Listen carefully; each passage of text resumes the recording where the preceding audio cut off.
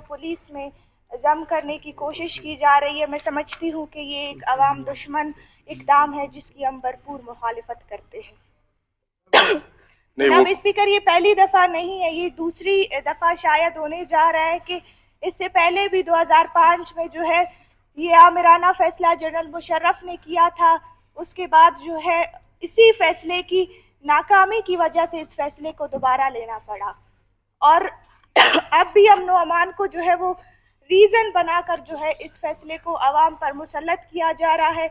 मैं समझती हूँ कि अगर आप देखें, मुझ समेत हर मोअज़्ज़िज़ मेंबर इस बात का गवाह होगा कि बलूचिस्तान में सबसे ज़्यादा वाक़यात जो है वो पुलिस एरियाज़ में होते हैं। 90% से ज़्यादा जो क्राइम रेशोज़ है वो पुलिस एरियाज़ में होते हैं, चाहे आपकी दहशतगर्दी हो, चाहे आपका अगवा बराए तावान हो, इसी तरह मनशियात फरोशी हो। थाने के थाने पूरे बिकते हैं जनाब स्पीकर।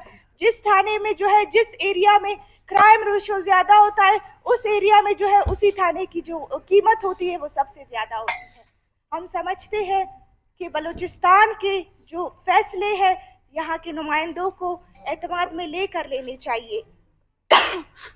और एक बात बहुत अहम है जिसको मैं गोश गुजार करना चाहूँगी कि इस किस्म के जो इकदामात है, मैं समझती हूँ कि ये एक साजिश है कि यहाँ के जो मकामी अफसरान हैं उनको जो है वो नज़रअंदाज करके या उनको साइड लाइन लगा कर इस्लामाबाद के जो पी अफसरान हैं उनको यहाँ पर जो है वो बलूचिस्तान की आवाम के सरों पर मुसल्लत करके बलूचिस्तान को जो है वो बराह रास्त इस्लामाबाद से कंट्रोल किया जाए।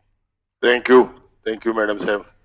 मेरी यही गुजारिश है और जनाब स्पीकर, मैं आपसे यही कहना चाहती हूँ कि बी एरियाज को जो है वो ए एरियाज में जम करने के बजाय लेवी फोर्स के जो इस्तेदाद है उसको बढ़ाया जाए ताकि एक जो इंतशार फैला हुआ है इंतशार को कम किया जाए। Okay, thank you. नहीं